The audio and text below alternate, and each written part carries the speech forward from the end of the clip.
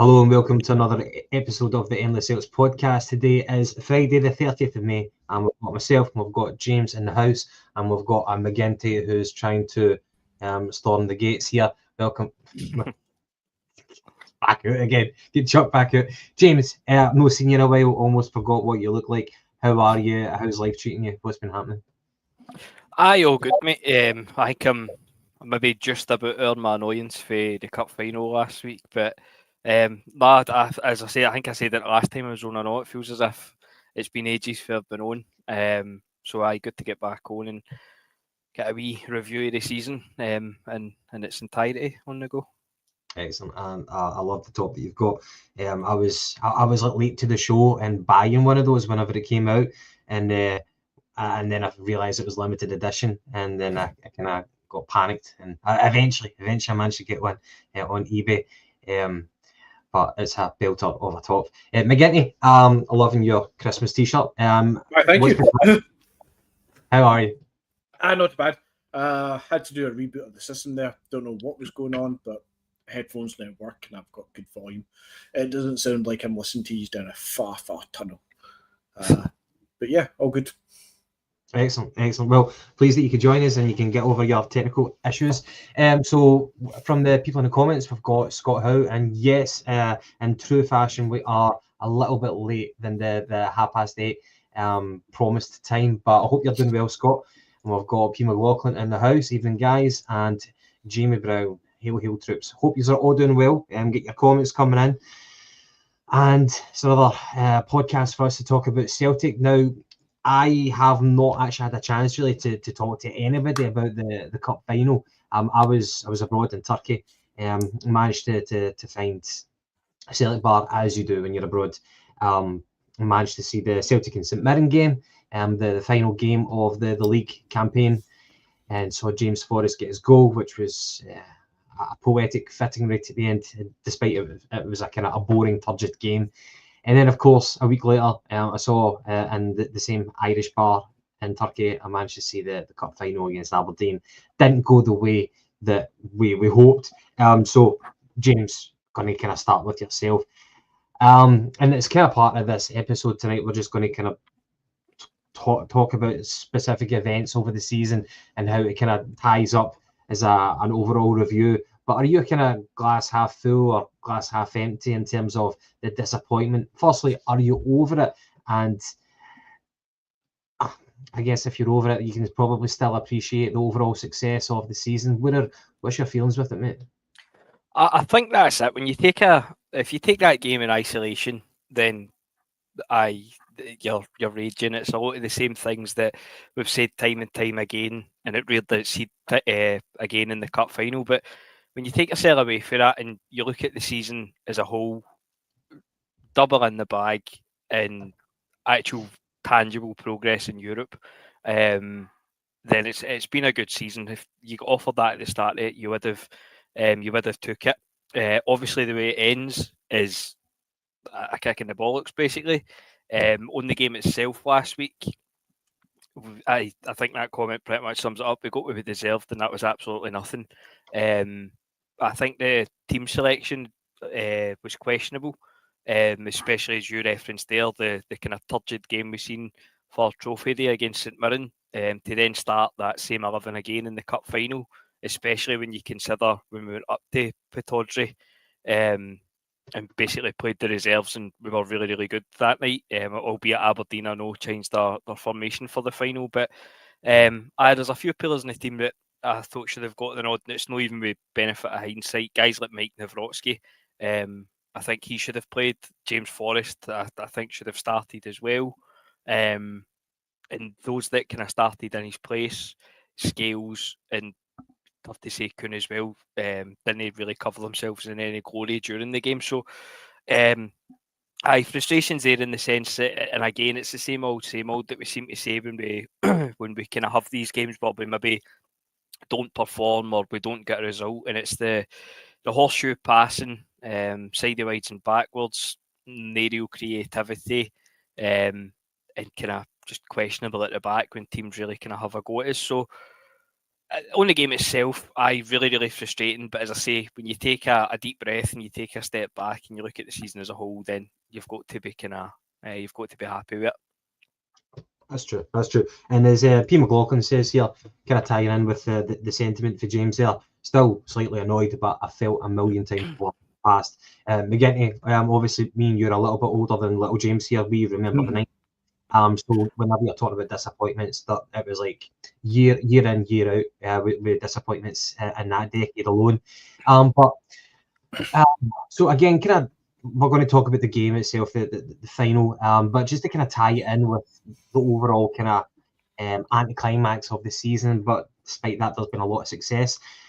Is the defeat kind of a reminder of how far we've came, that we almost expect, or we're aiming for trebles every year? Is it kind of in that regard? Would you agree with that? No, really, Gav, because that starts to go down the avenue of our Celtic fans entitled to expect trebles season after season. I don't like that phrase. And I don't believe the vast majority of Celtic fans are remotely entitled. I think the vast majority of us can appreciate the hard work it takes to win a treble. Cup games are exactly what everybody says. They're one-off games, especially the finals. You have to be on it every single time. 38 games in a domestic league season. You can slip up 4 or 5 games as we normally do. We usually lose anywhere between 3 and 5 games a season and still canter to the league title. That's a given. You're allowed to do that. In cup competitions, you can't do that. Not once. You have to be on it. And it's really, really fucking hard to do it. So I don't go down that route myself personally, and I don't think the vast majority of Celtic fans would go down that route to expect titles and trebles all the time. I appreciate when they come. I never get sick of winning. I never get sick of the dominance that Celtic have. I completely appreciate it. But it doesn't also stop me going into next season wanting and expecting that every individual game we should be at our best, and we should go into every game thinking we can win it. That doesn't mean that we will win it, and it doesn't make me entitled on a game-by-game basis, but you have to take them when you get them. And to tie in with what James is saying there as well, it's disappointing how that game became what it was when the writing was on the wall. We could see these performances for the last few months. I think one of the few things in the last couple of months that's kind of stopped the fans from really getting pissed off at the obvious nature of seeing those negative, well, what we would call negative performances. I'm sure Brendan Rodgers would find a lot of positives out of them. It's things like the James Forrest story. Seeing him get his goal, that kind of that distracted the fans for maybe 3 or 4 games, because we could see James Forrest come on to his form, even though the rest of the team was blatantly lacking and something underperforming. And again, to tie in with James, absolutely, fully, 100% agree. And I'm sure we could argue about 1 or 2 players in the side, but some of those players did not deserve to start the cup final, and some players who did deserve were nowhere near or to be seen. Mike Dubrovsky, example number 1. Aye, well, let's kind of pick up on that. So we'll just kind of dive in. And obviously we've got, as a kind of end of season review, we do have a few kind of points that we need to talk about over the course of the campaign, league, Europe, stuff like that. So without spending far too much time on it, James did speak about the lineup. So McGinty, kind of lingering with yourself here, was the lineup correct? Because it almost seems like Rodgers shows a fair amount of loyalty.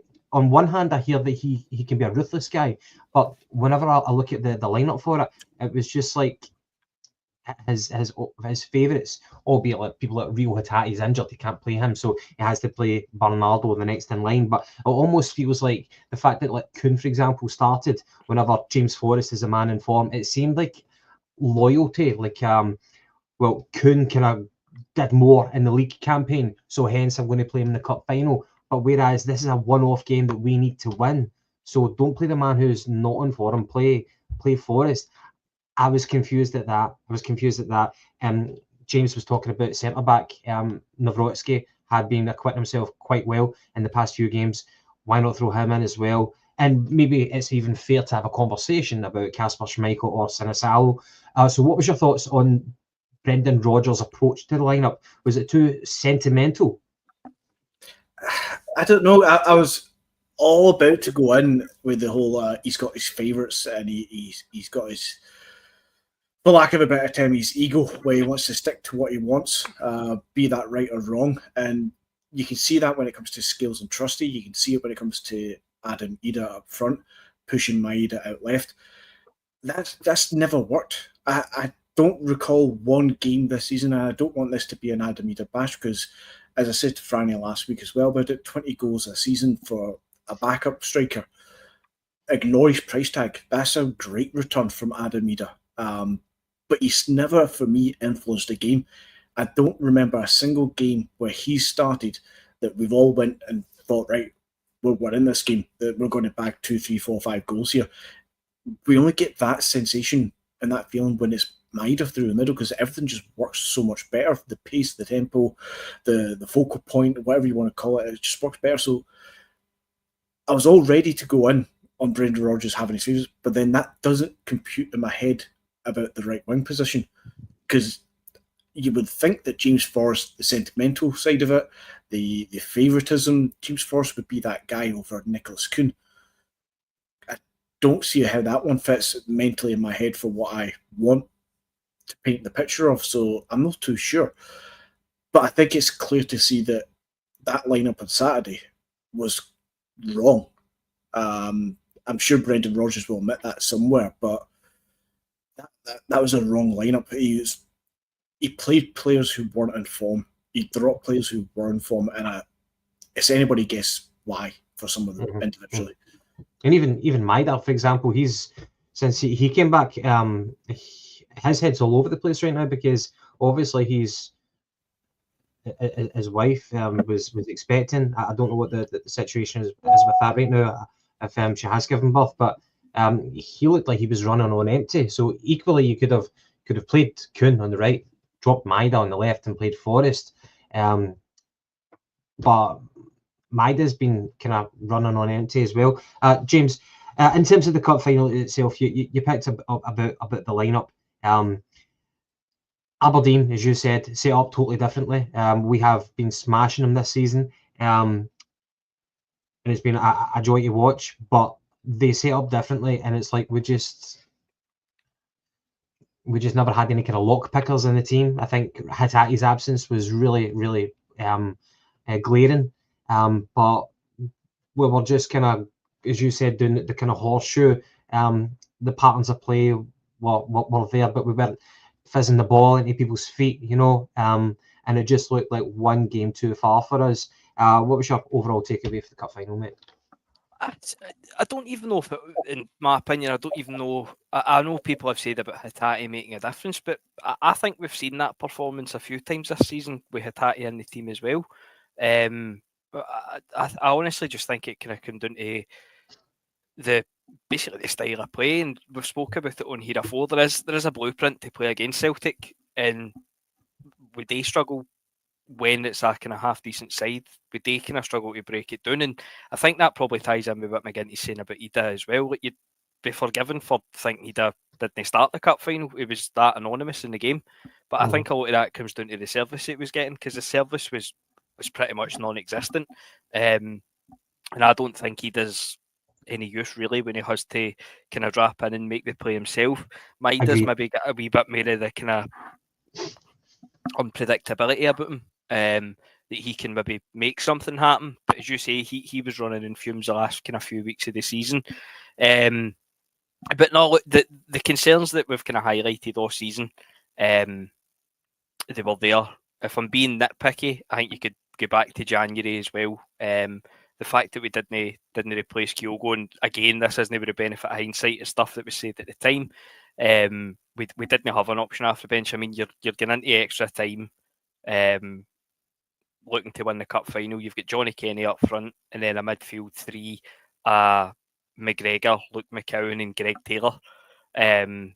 So there's obviously questions there on the recruitment side. It's no fair on guys like Johnny Kenny, even Luke McCowan to an extent, to get kind of flung in there and expected to be the hero when they've not really played a lot of football this season. I know obviously injuries played a part in that in terms of Hatate being there.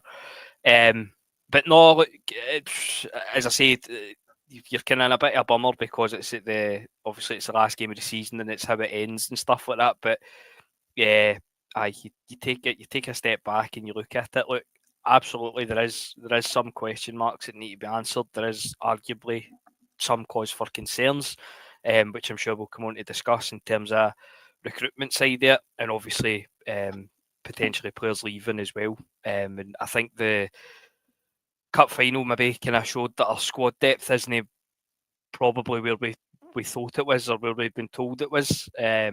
So there's questions there, but I'm sure we'll come on to discuss that. You were talking about blueprints there. There's a wee comment here from P. McLaughlin. The Bruges blueprint, that was one kind of almost like a kind of harrowing game from a Celtic supporters point of view. Whenever you saw Bruges set up the way that they did against Celtic in the Champions League at Parkhead, and the Aberdeen way was quite different to that. But it was certainly two ways that we have struggled to play against teams.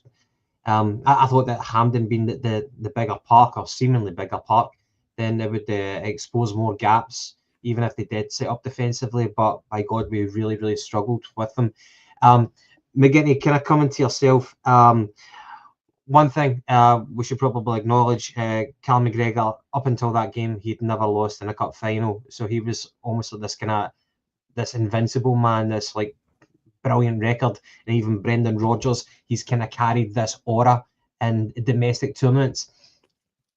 Maybe that's kind of fading a little bit, and obviously a massive disappointment for Cal McGregor. You saw that at the end whenever he was in tears.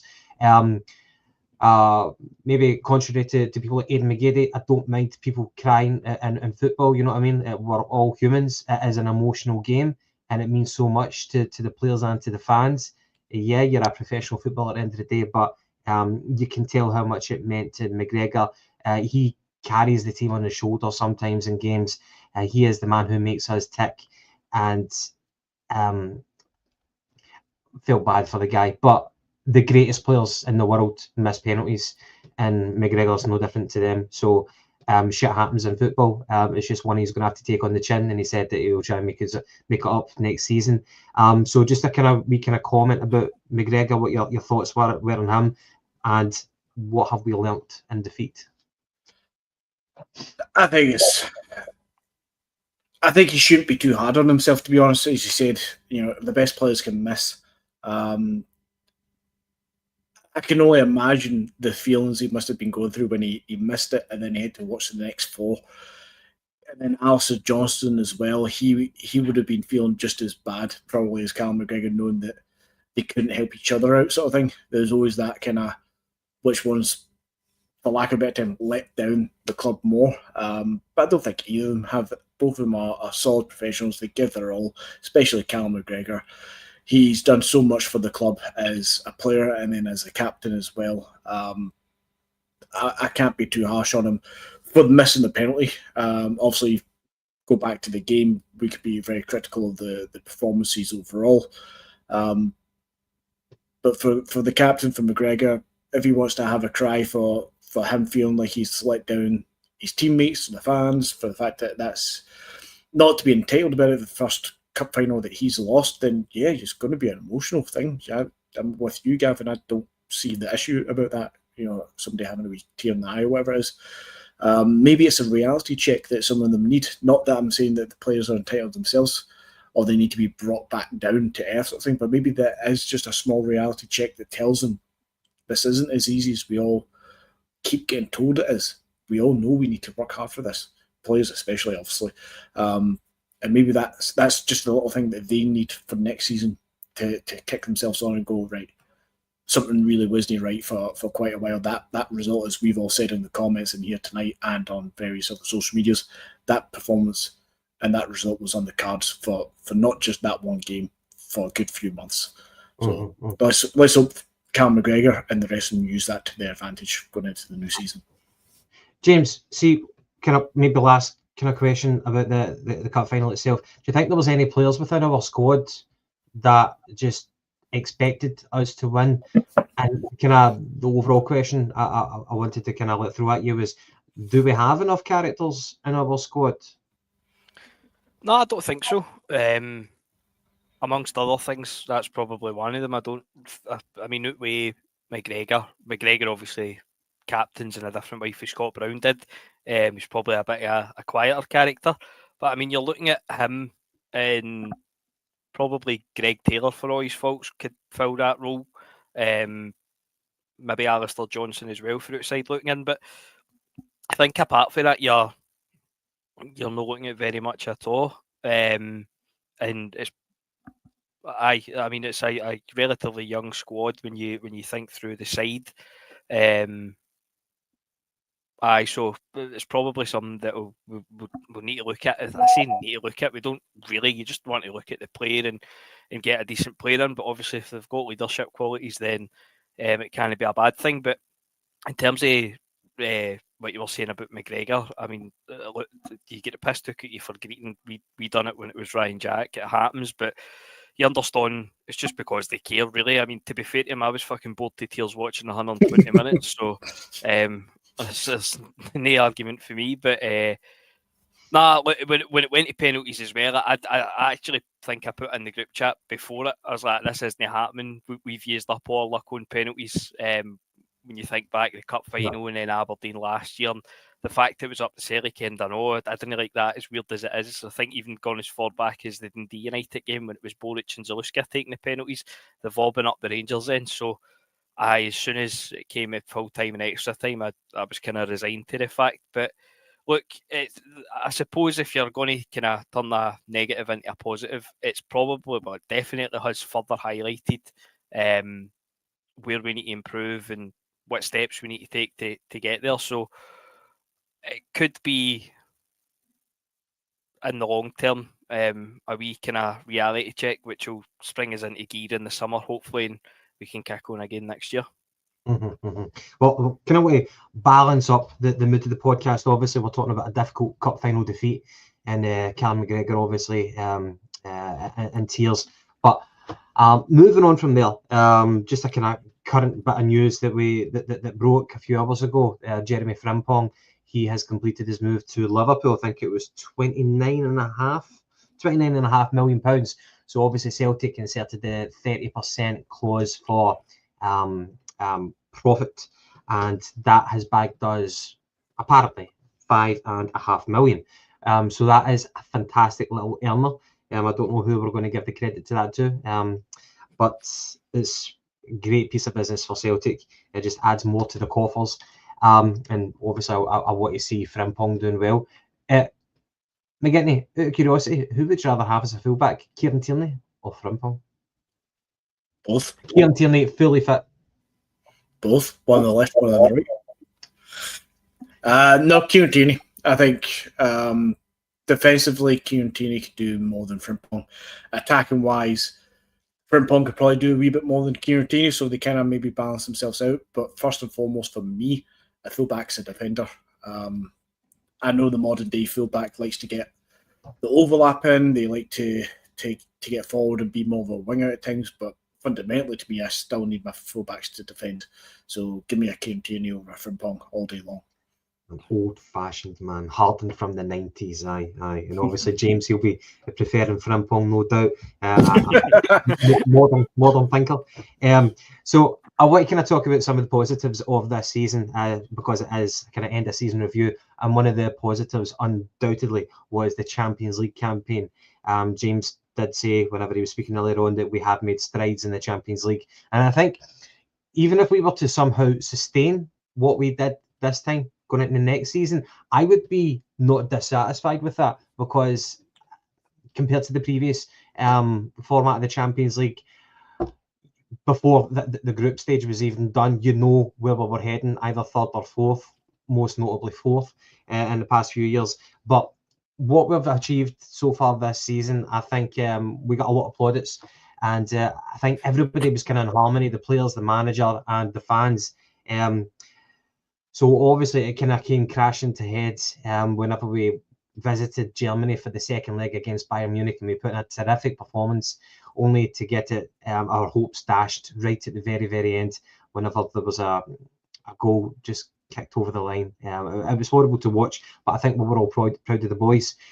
James, starting with yourself, whenever you saw the draw for the games that the opponents that we were going to face and the new format of it, would you say it was fair to say that we should have ended up where we did and like qualify for the next phase, or do you think that we did overachieve? So I think that's a fair question.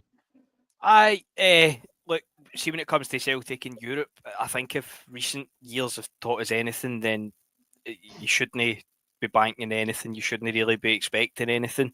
When the draw was made, obviously it was a favourable draw. There's no denying it. It could have been a lot harder, but as I say, when you think back, you're no banking on anything. Even getting into that, the first game was Bratislava, wasn't it? Even getting into that, there's been games where in Europe you're turning up, be it qualifiers or group stage games, or even when you think back to the knockout games, Copenhagen and maybe Zenit at the time, you're getting into the game, you're fancying your chances, you'd back yourself, and then it falls flat in its face.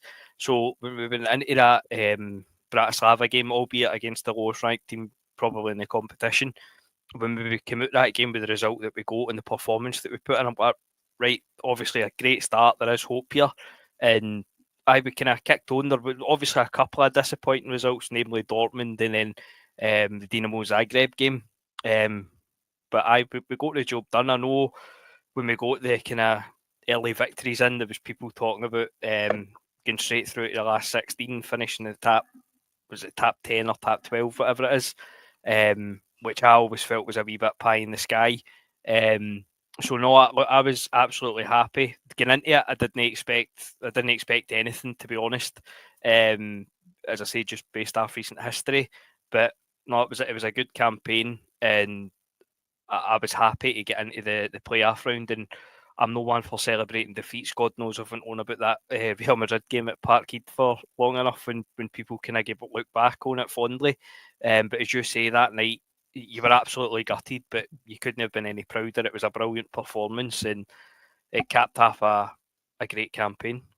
McGinty, talking about some of the specific games, James obviously was talking about the Bratislava game, so 5-0 at Parkhead, and we were on such a massive high. It was a fantastic game for us, admittedly, for playing against poor opposition, but then it flipped completely, and we were almost the laughingstock of Europe whenever we get done by Dortmund. Can someone remind me, was it 7-0? Did we get one goal? Did we get any? I've kind of blanked it in my memory. I think it was 7-0. So two totally contrasting games. And then one of the memorable games was 7-1 because we equalised. We equalised right after they scored. So we made that game out for about 30 seconds. that feels like your Betis against Chelsea the other night there. Get that one goal, then get absolutely pumped in the second half. Like, great, cheers. I was mindful not to wear my Betis t-shirt tonight. McGinty, but the actual Champions League game, so it started off brilliantly, contrasting game against Dortmund where we got absolutely taken to the cleaners. But then there was a brilliant point in Italy against Atalanta, who have been very, very consistent in Europe recently. However, there was maybe near the end of the campaign where we could see the finishing line. We had Bruges at home. A lot of people, including myself, had almost banked on the 3 points, maybe a bit naively. And then we've got another bite of the cherry with a bite of the apple with Dinamo Zagreb. And that was a 1-each game, I think, or was it nothing each away from home?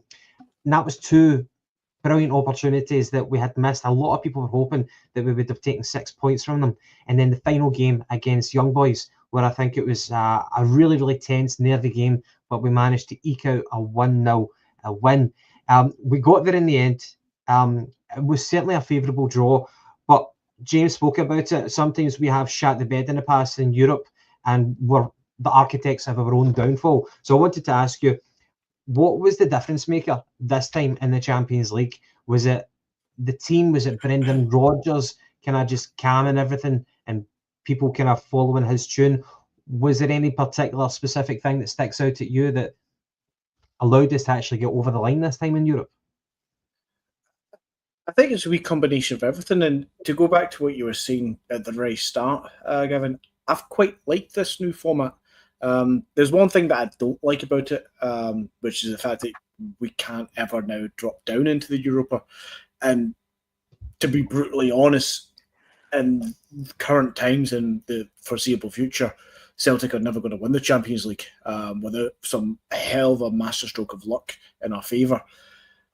But I reckon the way that we've played throughout the games after Dortmund, there's scope to say that Celtic could do fairly well in the Europa League. And it's a shame that kind of, because of how good we are domestically, that kind of chance and opportunity is probably not going to be there many times for us now going forward. Back to the Champions League itself, though, as you say, that turning point on the Dortmund game, it's almost what I hope is going to be the catalyst for next season as well, domestically and in Europe, that we need that poor performance. We need that really fucking poor result against Dortmund to waken us up and realise that we need to do something different in Europe again. And I know Rodgers throughout the campaign had harped on that we were doing the same things in Dortmund as we did in the preceding games. We just obviously managed to put the things into place a little bit better. But I definitely saw something different going into those games against Atalanta and Leipzig and stuff, where you could see the structure was a lot more sound. The build-up play was a lot more progressive and thought out. It's almost like we've got one extreme of gung-ho attacking football where we're just 100 miles an hour tempo, and then you've got the other extreme, which is the horseshoe passing around sideways, as James likes to call it, and I'm going to keep calling it that now because I love it. But somewhere in the middle was the European campaign after the Dortmund game, where we actually planned out properly. The passing around the back and the side was thought out and progressive to move the ball forward within 2 or 3 passes, and we actually looked like we could really keep hurting teams like Atalanta, who I'm pretty sure at times afterwards said that they couldn't touch us and they couldn't lay a hand on us. If we keep that up going into next season's Champions League, I think we would still do well. I think we could still progress. I agree with James, the draw was favourable. We didn't get, take Dortmund aside, we could have got a lot worse. We could have had a PSG and a Barcelona. We could have then had a Benfica and a PSG. We could have had Sporting Lisbon. We could have been a lot worse.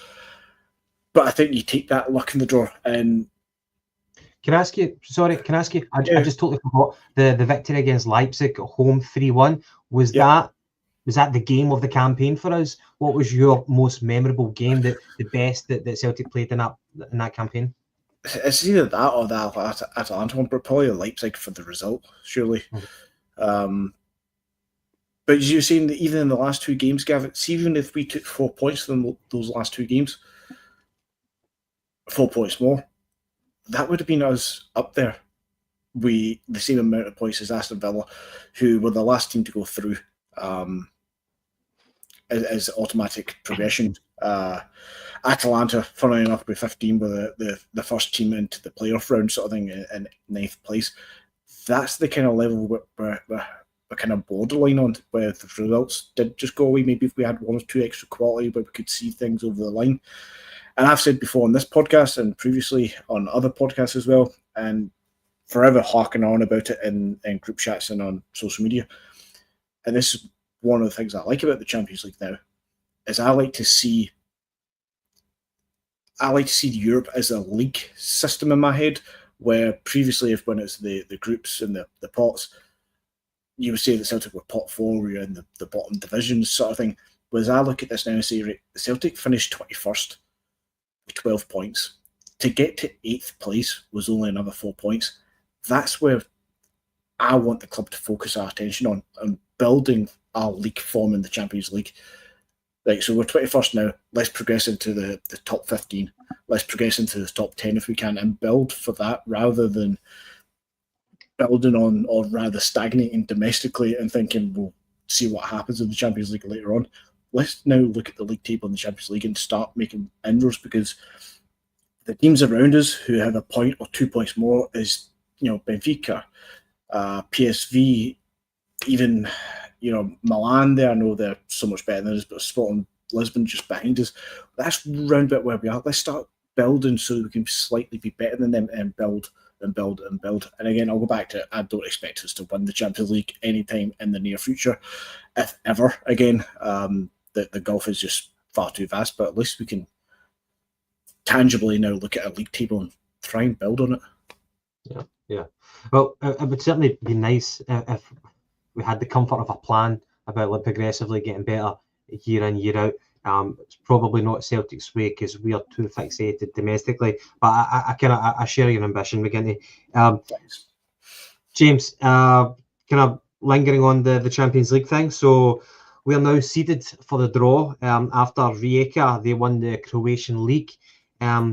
So we are up against the possible teams of Basel, Sturm Graz, Stoja Bucharest, Lech Poznan, and Slovan Bratislava. So a few familiar names there, but certainly you'd rather face them than be the unseeded team where you could be up against people like Bodo Glimt. Just wouldn't trust us going up to the Northern Arctic Circle fighting polar bears and stuff like that just to get beat by them. So that's a bit of good news for us. However, there's a lot of jeopardy in this qualifier, because it could totally change the complexion of our season for the next campaign if we don't manage to progress that. All the plaudits we've earned this season, getting to Germany and such a great performance against Bayern Munich, that could get taken away in an instant if we don't do the business against one of those teams. So a lot of jeopardy, and we're back to that risk, that qualifier. We knew it was coming. Thank God we're seeded, but you can't take anything for granted. So this kind of brings me on to about the evolution of the team and what we can do to kind of prepare for this. So one of the big things which we've not really spoken about is the Jota injury. We knew that Jota, whenever he came back, he wasn't going to be fully match fit and we would see the best of him next season. But that's been taken away from us. He's not going to be playing there. We've been told, 6 to 8 months approximately. So he's not going to be available for then. And by God, we need to get it right. So what's the chances of recruitment actually going ahead correctly for this summer? What's your thoughts?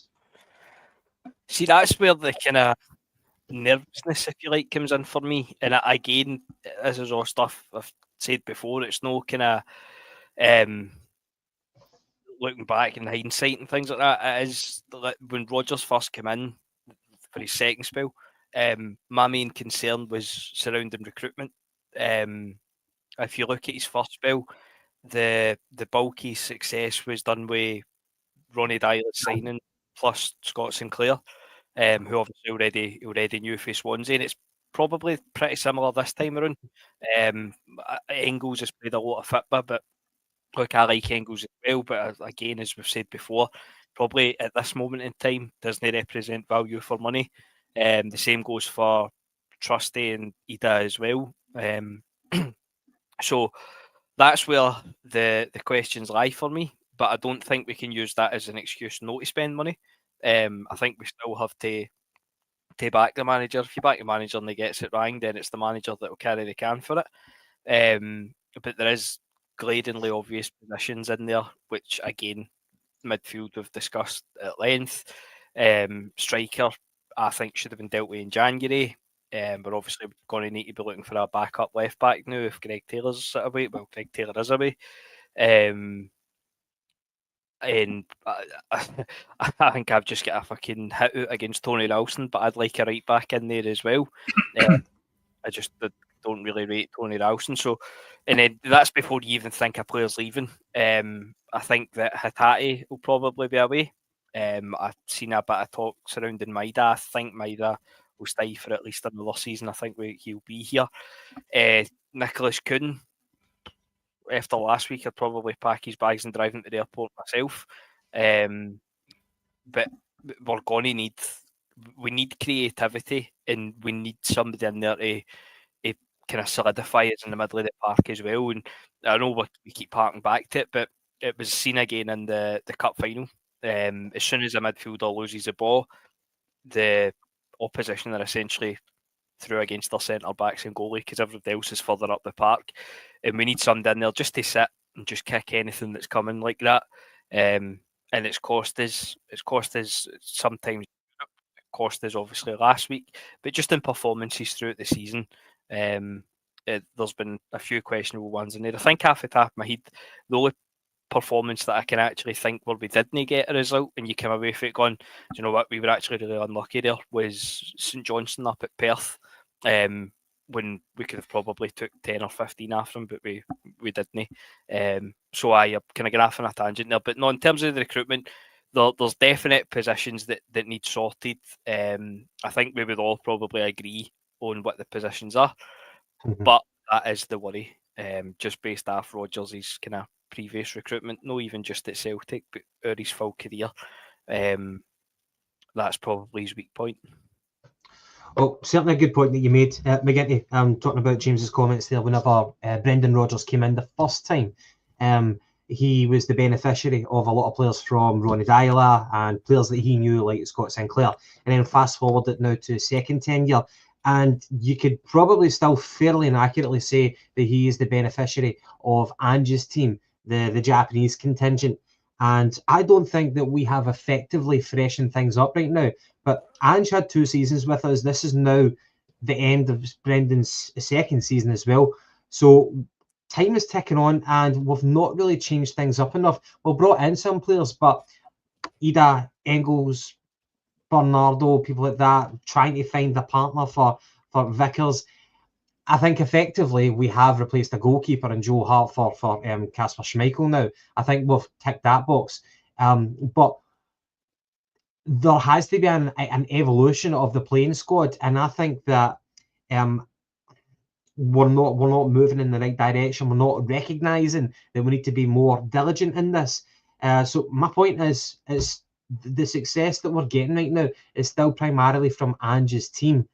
And in terms of one of my main concerns is I think all 3 of us are in harmony with this. Whenever we got rid of Kyogo, I think we all agreed it was madness to let him go, but then in the same token not to adequately replace him. We just kind of reshuffled, the deck. And now we realise that we certainly do need recruitment. So I guess we're talking about, we've got that disqualifier coming up in the horizon now. It's kind of do or die. It'll change the complexion of the season if we fail to progress. So we need to be reliant on recruitment. But I think last season the recruitment was not up to par, and we've got history in this. So where are your concerns? Are you optimistic? Are you pessimistic? Where are you at with it? Same old. I see the point with Rodgers. I mean, he's not got the greatest of track records, but I think it gets partly blown out of proportion as well. We all know where I lie in terms of recruitment and how the club operates. And I think most people can agree, maybe not to the same level of outrage that I'll have at times, but I think most people can agree that the club most certainly signed players out with the managers, and I'm not just mean Rodgers, this is for years, out with the manager's approval or request or hopes or whatever you want to call it. I mean, Rodgers himself looked back to the Ukrainian boy Shved, and he had no idea who the fuck he was. But in the same season, and this is where I take a little bit of kind of think it's a bit harsh saying his recruitment's shite. That same season, Rodgers wanted John McGinn. We know the story, and he wanted, was it Timothy Castagne, the left back? Yeah. See if we signed those two. Hindsight's a lovely thing. They would have massively improved our club. See if we just signed those fucking two, which is two that he actually really wanted, rather than the endless nonsense that the club sign on behalf of managers. Rodgers' first tenure goes so differently, be it that he probably doesn't leave, and be it that third season plays out a lot more positive. And then do we sit here at that point and have the same discussion of how shite he is in the transfer market? And I know that's kind of like if you granny had balls in a race and it's something that happened, but we all know the issues of that season around the recruitment, around how Rodgers left, the reasons why he left. We know that he wanted those players, but then we're going to criticise him and beat him for the fact that his recruitment is pish, even though the club itself doesn't recruit the players that he actually wants. So, as James says at the end of the day, back the manager, and then let's blame the manager when he's back properly. Because until we do that, he's one hand tied behind his back. When you want to talk about real progression, obviously domestically we should have more than enough in our locker to have much better performances than we've seen in the last few months, and to be able to win most games, if not all, at times without being entitled about it. But we need to back him properly. We can't just keep... This is where my worry and concerns about the recruitment going forward. Has anything really changed? Are we, as a club, are we sitting here thinking, let's not back him because he's only got one more year and we don't know if he's going to sign on for another year, so when do we spend the money? We can't keep every 2 years changing the manager and having a new reset. Just keep back the manager who's in just now and support him today, and what happens tomorrow will be tomorrow, sort of thing. We can't look too far ahead and say, well, we're not going to give you 30 million because you might fuck off in 12 months. If you back him, he's definitely going to fuck off, isn't he? And as far as things like his first tenure, he had the right Dial's players and he made them better. He certainly did. Angie's players, he's made a few of them better. Maeda's I still would play Maeda through the middle rather than the wing, but even Maeda as a winger plays better. He's more sensible. He's not hitting random rose-edge crosses. He's actually playing the ball across the deck a bit more when he's out wide. He improved Matt O'Reilly. He's improved Liam Scales massively. Still not good enough, but he improved Liam Scales from a guy who was about to be punted for free to Aberdeen to actually the best defender of the last 2 years outside of Carter Vickers, which is not a great shout, mind you, but it is what it is. As far as his signings this season, I mean, you look at Adam Eder, we said earlier, 20 goals a season, backup, price tag aside, you can't argue with it. Engels, 11 million, price tag aside again. He's actually looked pretty good. Keep in mind, he's 21. He played 50. I think he played about 50 professional games before he signed for us over 2 or 3 seasons. He's going to have these patches of, being really fucking unplayable and being quite shite as he develops. All young players do. So I get that they've not lit the place up, but I've no qualms about some of the players who've actually come in. I think they've done reasonably well. I just need to see more from them. I think we'll see more from these guys next season, and if we back Rodgers, we get 2 or 3 more actual quality ready-made players, we should be all right. Yeah. See with Engels, I think I've kind of on some of my drunken rants in the podcast, I've kind of made my feelings known. Engels cannot be blamed for the price tag, and Engels cannot be blamed for his age. And I hear what you're saying about not lighting the place up, but I'm demanding as a Celtic fan, I need players to light the place up. I know that he's going to have a future in the game, I don't know what his ceiling is, but I need players to really, really, really be contributing to the Celtic midfield. And there's some players, I'm not a fan of Engels. I'm not a fan of Ida. I'm not saying sell Engels, but I'm disillusioned with recruitment from last season. I thought it's been overall quite shabby, and I've got concerns. So, kind of moving on from there. Guys, one of the things I wanted to speak to you about in terms of the season review is the Glasgow Derby games. So it's been a bit of a mixed bag. I think on the whole, it's not been good enough. So we beat them at Parkhead. We beat them in the League Cup final, albeit 3 each, went to penalties, and we got over the line, but we were not the better team on the whole balance of that game. We've been beaten at Ibrox. We got a draw at Ibrox as well, and then we get beat at Parkhead 3-2. And for at least 3 of those games, it was against Barry Ferguson, and against his predecessor, a guy who was not deemed good enough, who ended up getting sacked. It seemed like Rangers' problem it wasn't so much beating us. They managed to find the blueprint for that, or at least give us a competitive game, with the exception of the first game against us at Parkhead. But their problem is beating the rest of the teams in Scotland. For me, it's quite a strange one, because you win the league and you win the League Cup as well. But at the same time, on the whole, your rivals got the better of you in the head-to-head games. James, what's your thoughts on it? Are you that concerned, or am I just being a wee bit dramatic here? No, no been dramatic at all. And I think going into that game at Ibrox, like the last game of the season, at Ibrox, it ended up being a total non-event. But I think there was a fair few, myself included, that really wanted to go in and, like people say about laying a marker down for next season. I don't know if it really is that. You just want to win on the day. But I felt for us there was a wee bit more on it because of what had happened in the last games, the last 3 games dating back to the cup final. So there's definite concerns there, and as you say, it was Clement and then Barry Ferguson, and look, there's no two ways about it, no point denying it. In the games, he got they got the better of Rodgers, they got the better of Celtic. I would include the cup final in that, as you say. I don't think we were the better team. Like, we won the cup in the day, that's what the record books will show. But following on for that, I think we all kind of similar to what you're saying, what we were saying in terms of the Dortmund game. He learned his lesson in the Dortmund game and then changed it and was a bit more kind of pragmatic moving on for there. But that 3-each game, the cup final,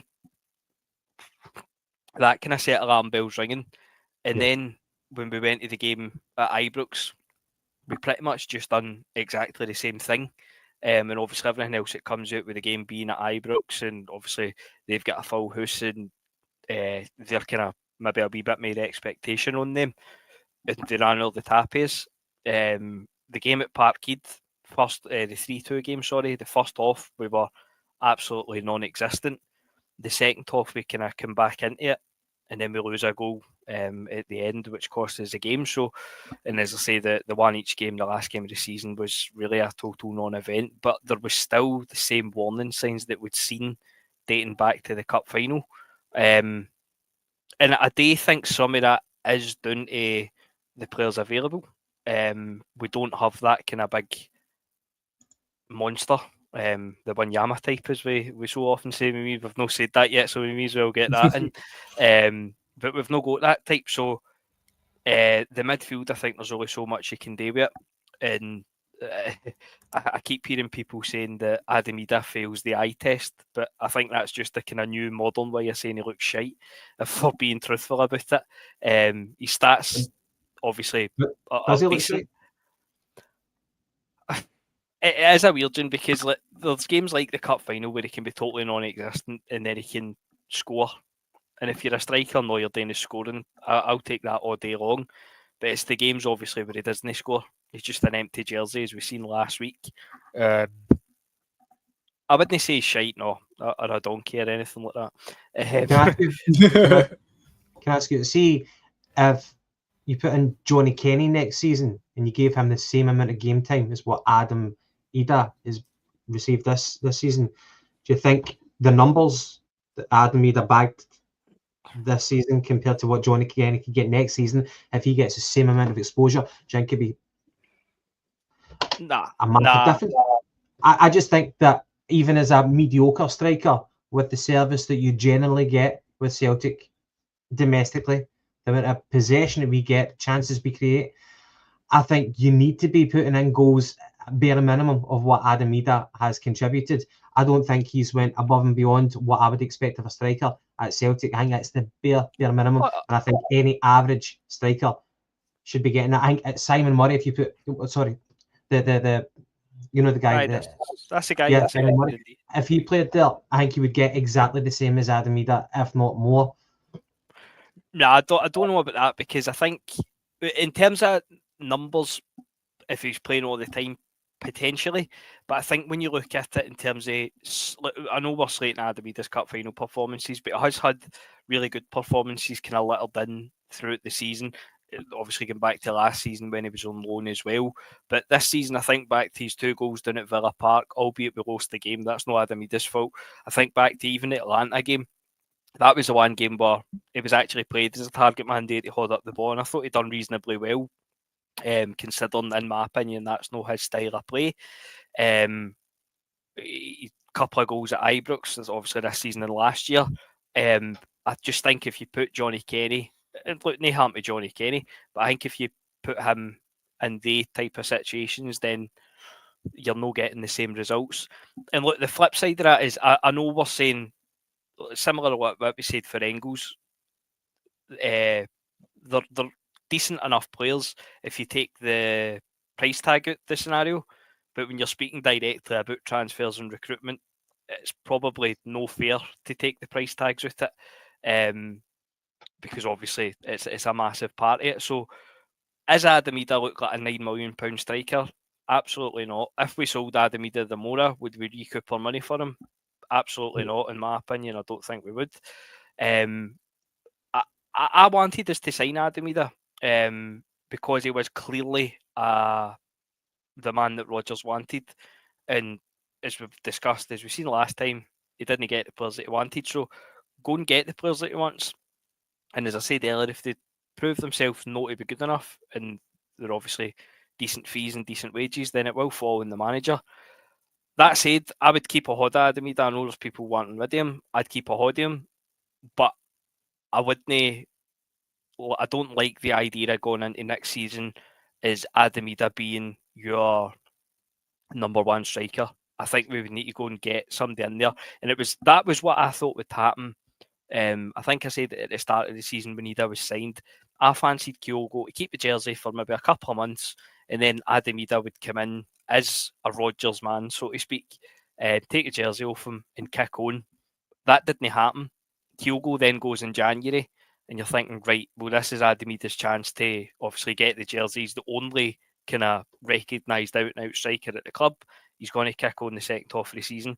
And to be fair to him, he did for a couple of weeks, and then Dyson Maeda comes in and never really looked back. Adam Ida gets his chance again kind of towards the end of the season. But no, to answer your question in a long-winded way, I don't think he represents value for money. I wouldn't trust us going into next season with Adam Ida being your number 1 striker, but I wouldn't go as far to say shite. I think there's better to come from him. To be honest, I didn't say shite, just not good enough. McGinty. Fails the eye test. Yeah. Can I bring up the 2 Aberdeen games in, just as we're talking about Adam Ida, and I was saying earlier about how I've yet to see him influence a game and make me feel like when he starts that we're going to win that game. And then we're also talking about, obviously, the starting 11 for the cup final was wrong. The manager definitely got that wrong. See, if you take the game against Aberdeen where we fielded the reserves as such, it was Yang, Kenny and Forrest that played the front 3. We won that game 5-1. Johnny Kenny got his goal. We were 4-1 up by the time that Adam Ida came on the 70th minute, and obviously Adam Ida gets his goal in the 94th minute, which credit what is due and all that. His numbers for goals is good. But there's another game where, yeah, he's came on, he's got his goal, but it's way after the fact. It's the last minute of the game. The game's dead and buried sort of thing. He's not influencing the game to make me feel like we're going to win the fucking game. And when you're going to be the number 1 striker for Celtic, as much as you can score 20 goals at an, but I appreciate that even last season, a couple of penalties against Motherwell, Hibs, and he's won us a few games, and I'm not going to take anything away from him. Same as James says, he's a player that the manager wanted. Ignore the price tag. He scored 20 fucking goals this season. He won. I wouldn't say he won us the league last year or won us the cup, because I don't think any one player can truly be attributed to such a thing when it's quite clearly a team game. But he played his part last season. But this season, I'm yet to see him play his part. I've yet to see him do something that influences games, that says that he's the number 1 striker, that says that he can lead the line. He can't lead the line for me just now. And I don't know, and this is one of the doubts that I had about signing him in the first place, regardless of the price tag, is that I don't see where he improves or where he does become the guy who can lead the line. And I don't think guys like Johnny Kenny are the same either. And you asked a question earlier about, Johnny Kenny get 20 goals a season if we gave him the same game time? Probably not, but that's because every player is different. But I think if you were to play a front three like Yang, Kenny, and Forrest in the final, the same way that we did against them in Pittodrie, I think we see a different style of football, a different tempo, and a different energy up front, playing those three rather than playing Maida left, Kuna on the right, and Ida up top, where it just becomes flat because one guy can't play the line, one guy's got his heat halfway at the fucking door, and the other guy, all due respect, he's obviously got the kid in his family life concerned with. He's fucking shite on the whole on the left wing, and he's absolutely wasted because we all know fine well he's fucking lightning through the middle and he's his best fucking place. So to fit Adamida in somehow, we're totally fucking up the whole front line. Yeah. That's fair. I wouldn't disagree, mate. Now, we are approaching the hour. In fact, we have just surpassed that now. I wanted to kind of get a quick fire answer to a couple of kind of accolades, if you want to call it that. And then we will wrap up for this evening. So I've got best moment of the season, surprise package of the season, the underperformer of the season, the best signing, and the Brendan Rodgers rating. How would we rate him for this season? So, James, I can see that you're thinking Brendan Rodgers, the rating of this season out of 10. Overall, as a package, I would go. I think I'd go 8 out of 10, and the reason it wouldn't a treble and been shit hot in the transfer market's a perfect 10. So his 8 out of 10 comes for the money spent for the players that we got, and just a few of the performances we've seen throughout the season. And Shadowplay agrees with you. 8 is fair. It sounds like a decent number. McGinty, would you higher or lower? 8?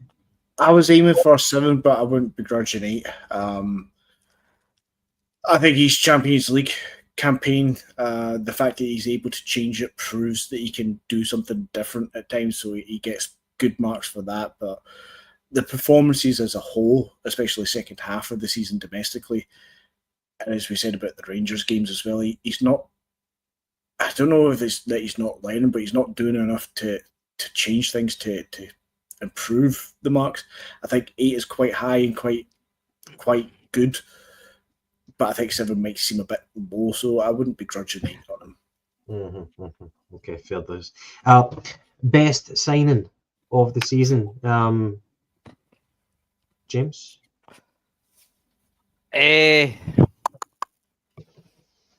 See, I like Engels, but as I say, I don't think he represents value for money. Same goes for Ida. Trusty, I think's actually been all right, but again, same rule applies. Luke McCowan has surprised me, but I think you'd have to get to the week after he's punched one in and cost us a cup final. But I think you'd have to get to Kasper Schmeichel. Yeah. I would go with Kasper Schmeichel personally. McGinty, I don't want you to agree with us at peer pressure. Would you go with anyone else for the best signing of the season? As James was talking there, I actually forgot that Kasper signed this season, sort of thing, so he was not on my thinking at all. And I was going to go with McCowan or Sinisalo for being the kind of low-end value that we use transfer fee-wise, but have actually came in and both of them been very solid, very steady. I don't think they've ever put a foot wrong, albeit McCowan's maybe not lit the place up per se, but he's never done anything wrong, and they represent great value for money. Sinisalo, I think, was extremely harsh to be dropped, but then he's been dropped for Kasper to come in, who has actually been fantastic over the course of the whole season. Conversation about who should have played the final, absolutely aside, I think, Kasper has to be the signing of the season. Okay, and I think probably a lot of comments for Kasper as well. And although we do have one for Sinisalo, Moving on, underperformer of the season. So I know that some people are quite sensitive to criticism, but it is a podcast and we need to be honest. Any of you want to take the floor for this one? Biggest underperformer? Are we going for just who signed this season or overall, the whole club? Overall.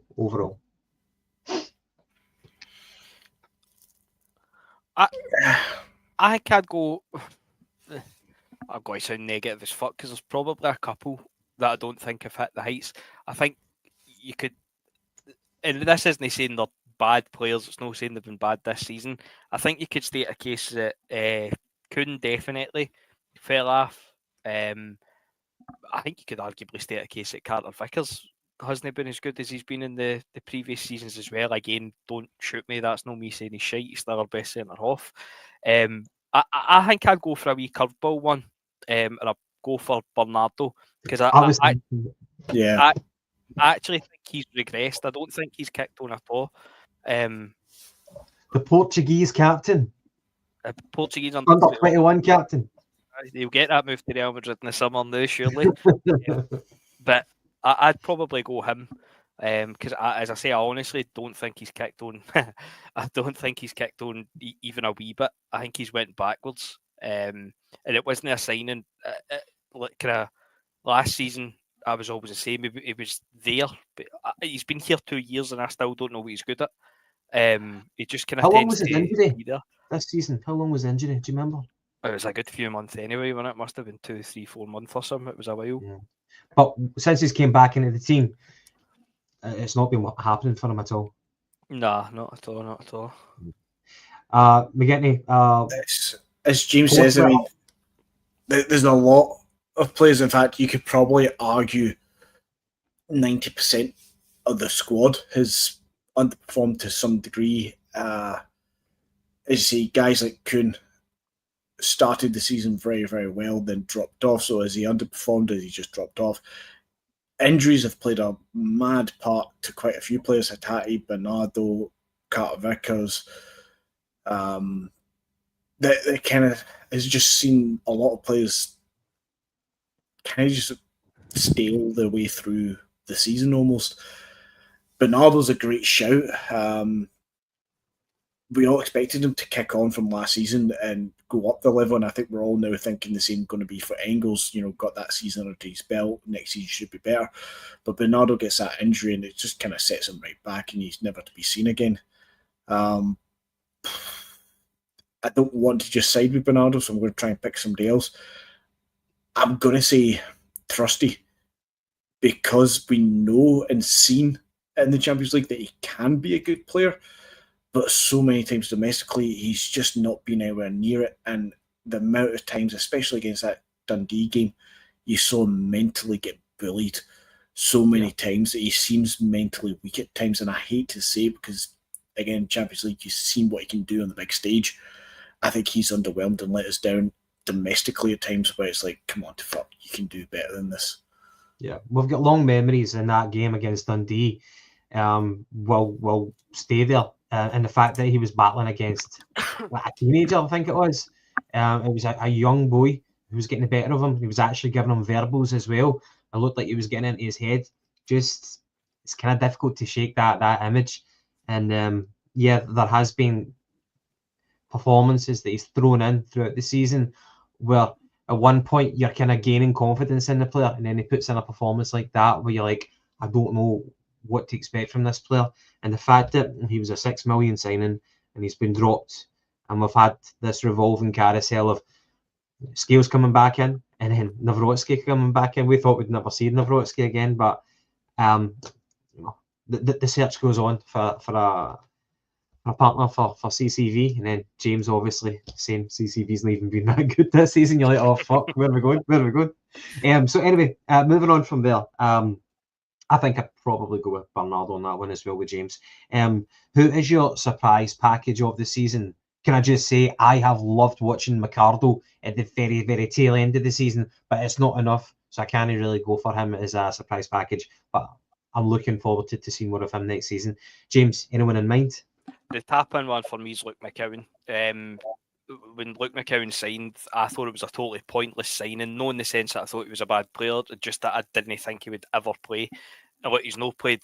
Well, he's played a lot more football than I was expecting, and he's been good. He's been a worthwhile signing, which I didn't think he would be. So, that's definitely my kind of surprise package. Mm-hmm. And McGinty, I guess surprise package. I don't know. It doesn't necessarily have to be a new signing. It could just be a player who you had maybe written off. Don't try and force me to see Greg Taylor. I'm not seeing it.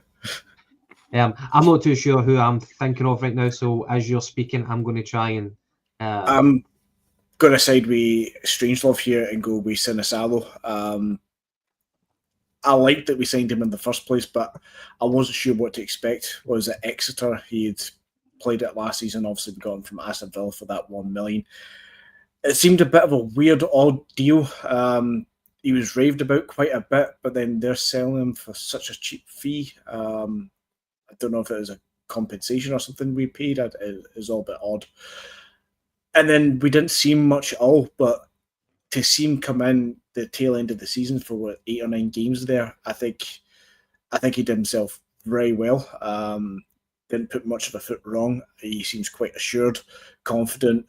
I'm very excited to see what comes of him next season. I hope he gets a lot more game time. Transitionally, I would love to see him get the majority of the games, and I'm not meaning 95% of the games, but more than 50%.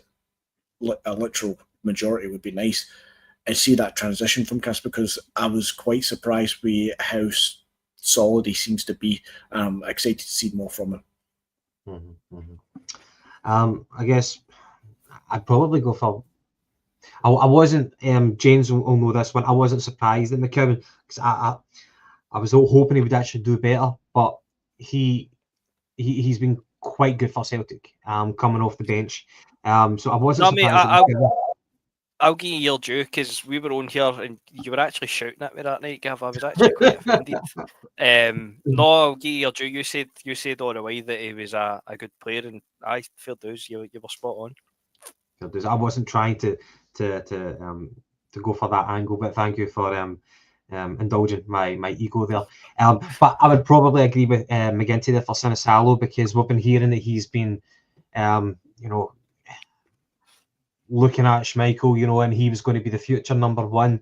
And I was like, I don't understand how that works out. I didn't know what type of player we had in our hands. But when he came in, he's certainly not been anywhere near Scott Bain level at all. He looked like a steady pair of hands, and that's what you want in a goalkeeper, just somebody who doesn't make mistakes. And his passing actually looked to get better. Obviously, Kasper Schmeichel is very, very good at it, starting attacks from the back.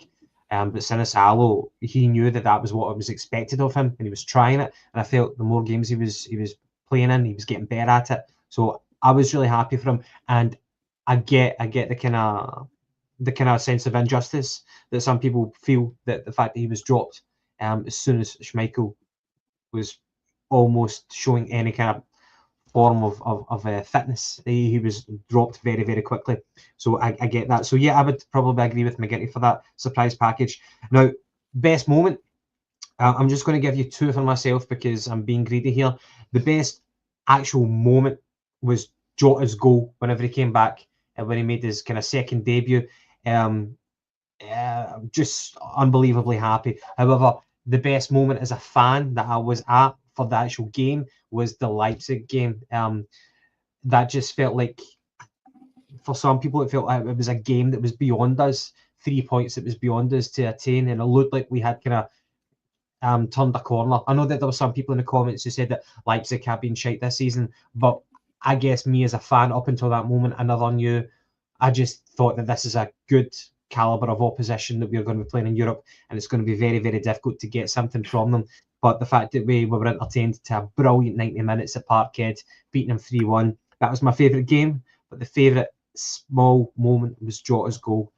So James or Anthony, do you want to take the floor for Europe, your selection?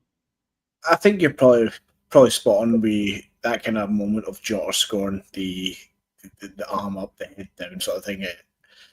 on his day return sort of thing. I think that was really quite good. Equally to that, although we didn't get the result, was the James Forrest goal.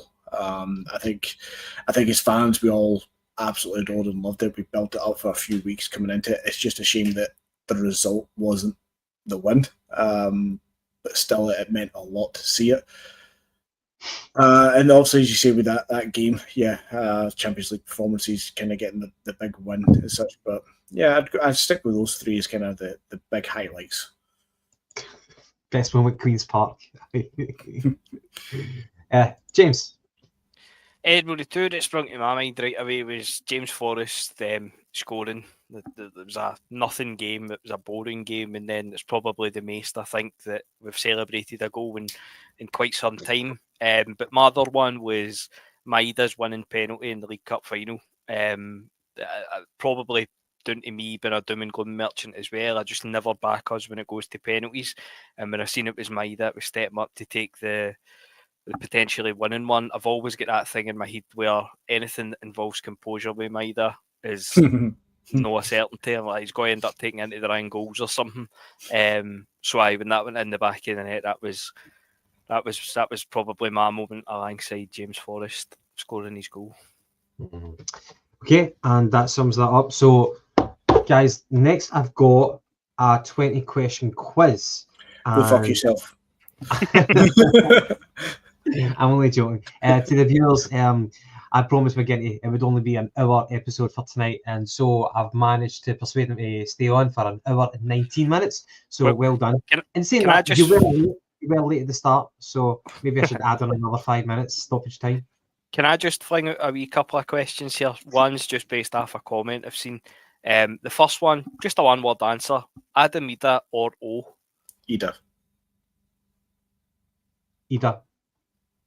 Second one, we've not got the Greg Taylor fan club with us tonight, so nobody can shout at us. But Greg Taylor is out of contract. Kieran Tierney's obviously coming in the door.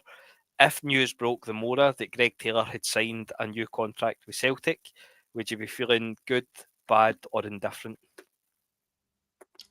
Between indifferent and good. You can't take away that Greg Taylor's actually been decent for the club. He's not the required level for Europeans kind of level that we want, and Kieran Tierney clearly is. So, with all respect to Greg Taylor, he's better than backup. He's a better player than backup. But a proper rotation with Kieran Tierney, I'd be quite happy with Greg Taylor being in that role.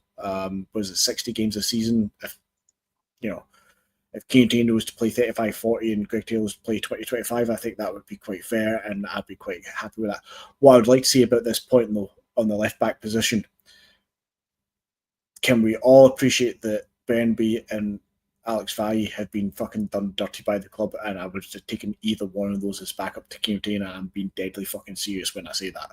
I would have taken either one of those two as backup to Kieran Tierney. I heard that did Valle sign for Como for €5 million? Yes, I think it's €6 million, something like that. Which at the time when we were changing them around, somebody mentioned Sloop as being a disappointment at some point as well. We were under the illusion there's no point keeping Valle because you would never be able to sign him permanently because Barcelona are looking to him for the future and all the rest of it. Clearly, they weren't really that much. And see, at £5 million when you were getting Kieran Tierney for free, Alex Valle would have been an ideal backup to him, even if it was to take over in a year or two from Kieran Tierney, or just to develop him through that rotation, as I said, getting 25-30 games a season and then being able to sell him off for twice the money. Alex Valle would have been a no-brainer for me. I think we completely lost an opportunity there. Right. Bernabei's defending was like a dog chasing a crisp packet in the wind. No, thank you. Did anybody see? I don't know if it's doctored or photoshopped or what the fuck it was. Was it Rafinha was holding up a fucking Bernabei shirt on an airplane? I was like, the fuck is this? I think Bernabei. I'm not even being joking. I'm being deadly serious. I think Bernabei's a good wee player. Like I said earlier, I'd rather a defensive fullback rather than an out-and-out attacking one. And I think Bernabei's much more of an attacker. I think he was a winger to begin with, to be fair. But Bernabei, I think, is totally wrong player, wrong club, wrong time sort of thing, but some other club in some other league, he will be absolutely fantastic. I think he'll be back in Europe at some point in Italy or Spain, and I think he will do a turn. He's not going to go fucking Barcelona level, of course not, but I think he could pop up in La Liga and get a Europa League spot somewhere with like a Betis or maybe even an Atletico Madrid level. Maybe pushing it a bit too much, but I think he's a decent player. Mm-hmm. Just not a good driver. No. Anyway, that was some good questions, James. Thanks very much for that. So I guess we'll wrap it up for tonight. Look, to everybody in the comments, thank you very, very much for being with us for tonight and for this season. Look, with the podcast, we have been finding it difficult recently to kind of be maintaining the kind of schedule that we had set previously. It just hasn't kind of went to plan. Just with everybody having different commitments and stuff like that. Shit happens, life gets in the way. So thank you for kind of bearing with us. We apologise for the inconsistency. I think what we're going to do is take a small break during the pre-season, but we have every intention of being back and trying to be as regular as possible for next season. But we will do at least a few podcasts during the mid-season anyway. I'm probably talking above my paycheck right now. I'm sure that I should speak to Stephen about that anyway. I'm just mindful, Gavin, as you say that some of the guys in the chat were talking about other podcasts looking like they're giving up the ghost and stuff. That ain't what Gavin's saying. We're not giving up the ghost. This is I think we do this every close season with the Endless Celts. There's that kind of period of not showing up. Gave up the ghost a long time ago. But no, the intention's all there, and there's that many of us who want to see this succeed.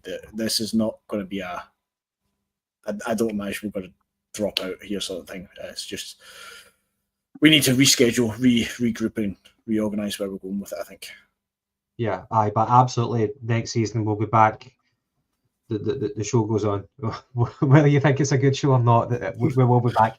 Absolutely. But anyway, McGetney, James, thanks so much for joining us.